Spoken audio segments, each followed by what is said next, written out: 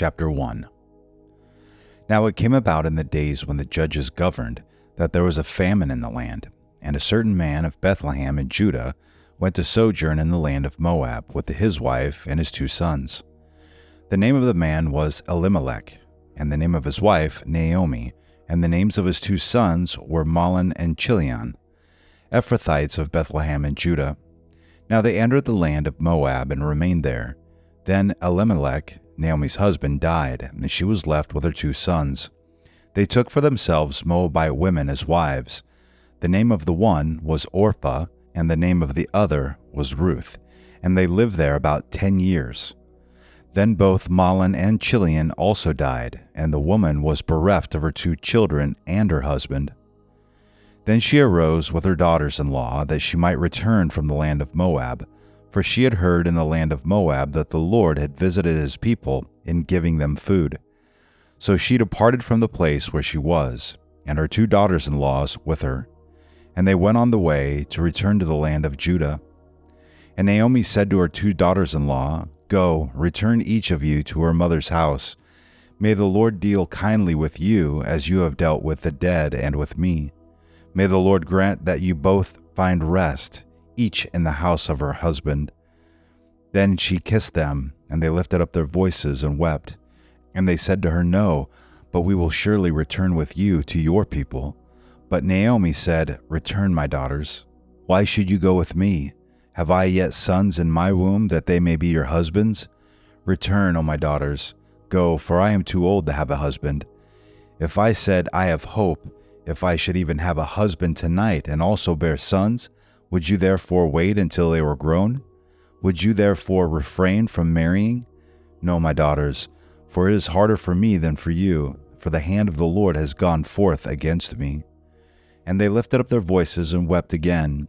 And Orpah kissed her mother-in-law, but Ruth clung to her. Then she said, "Behold, your sister-in-law has gone back to her people and her gods. Return after your sister-in-law."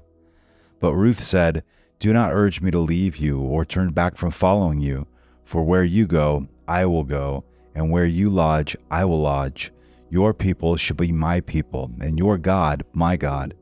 Where you die, I will die, and there I will be buried. Thus may the Lord do to me, and worse, if anything but death parts you and me." When she saw that she was determined to go with her, she said no more to her. So they both went until they came to Bethlehem. And when they had come to Bethlehem, all the city was stirred because of them. And the women said, "Is this Naomi?" She said to them, "Do not call me Naomi. Call me Mara, for the Almighty has dealt very bitterly with me. I went out full, but the Lord has brought me back empty. Why do you call me Naomi, since the Lord has witnessed against me, and the Almighty has afflicted me?" So Naomi returned, and with her Ruth the Moabitess, her daughter-in-law, who returned from the land of Moab, and they came to Bethlehem at the beginning of barley harvest. Ruth chapter 2. Now Naomi had a kinsman of her husband, a man of great wealth of the family of Elimelech, whose name was Boaz. And Ruth the Moabitess said to Naomi, "Please let me go to the field and glean among the ears of grain after one in whose sight I may find favor." And she said to her, "Go, my daughter." So she departed and went and gleaned in the field after the reapers. And she happened to come to a portion of the field belonging to Boaz, who was of the family of Elimelech. Now behold, Boaz came from Bethlehem and said to the reapers, "May the Lord be with you." And they said to him, "May the Lord bless you." Then Boaz said to his servant who was in charge of the reapers, "Whose young woman is this?" The servant in charge of the reapers replied, "She is the young Moabite woman who returned with Naomi from the land of Moab." And she said, "Please, let me glean and gather after the reapers among the sheaves." Thus she came and has remained from the morning until now. She has been sitting in the house for a little while. Then Boaz said to Ruth, "Listen carefully, my daughter. Do not go to glean in another field. Furthermore, do not go on from this one, but stay here with my maids. Let your eyes be on the field which they reap, and go after them. Indeed, I have commanded the servants not to touch you. When you are thirsty, go to the water jars and drink from what the servants draw." Then she fell on her face, bowing to the ground, and said to him, "Why have I found favor in your sight, that you should take notice of me, since I am a foreigner?" Boaz replied to her, "All that you have done for your mother-in-law after the death of your husband has been fully reported to me, and how you left your father and your mother and the land of your birth and came to a people that you did not previously know. May the Lord reward your work, and your wages be full from the Lord, the God of Israel, under whose wings you have come to seek refuge." Then she said, "I have found favor in your sight, my lord, for you have comforted me, and indeed have spoken kindly to your maidservant, though I am not like one of your maidservants." At mealtime, Boaz said to her, "Come here, that you may eat of the bread, and dip your piece of bread in the vinegar." So she sat beside the reapers, and he served her roasted grain, and she ate and was satisfied, and had some left. When she rose to glean, Boaz commanded his servants, saying, "Let her glean even among the sheaves, and do not insult her.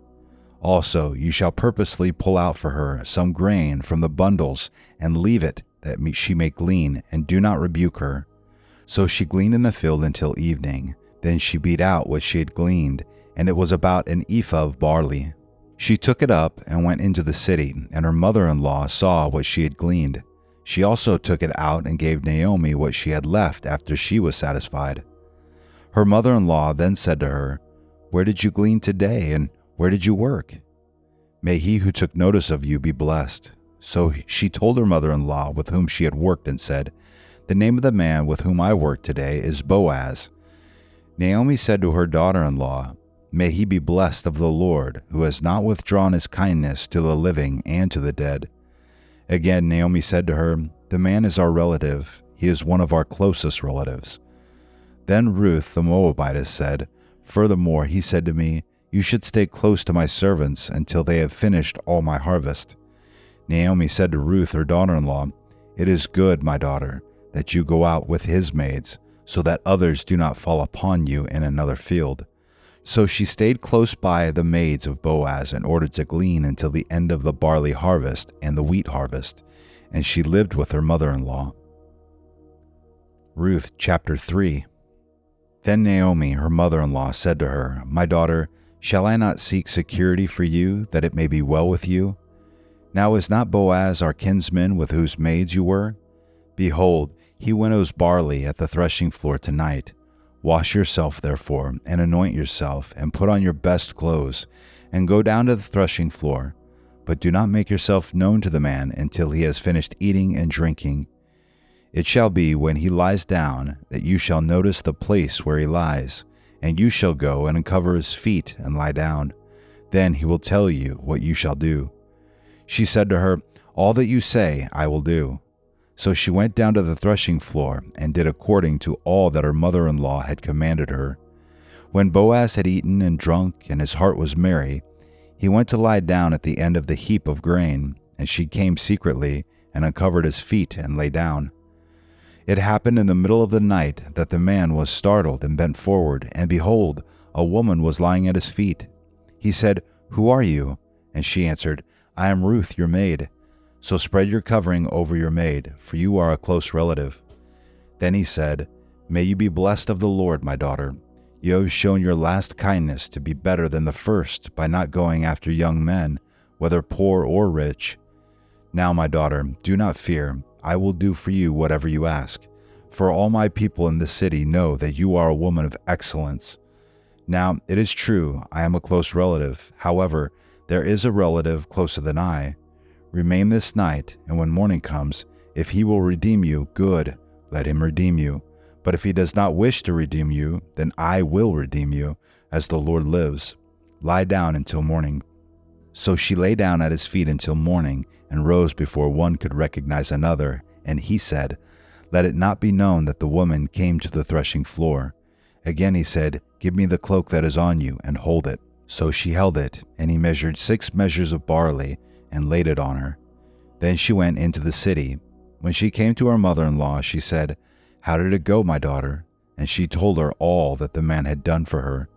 She said, "These 6 measures of barley he gave to me, for he said, 'Do not go to your mother-in-law empty-handed.'" Then she said, "Wait, my daughter, until you know how the matter turns out, for the man will not rest until he has settled it today. Ruth chapter 4.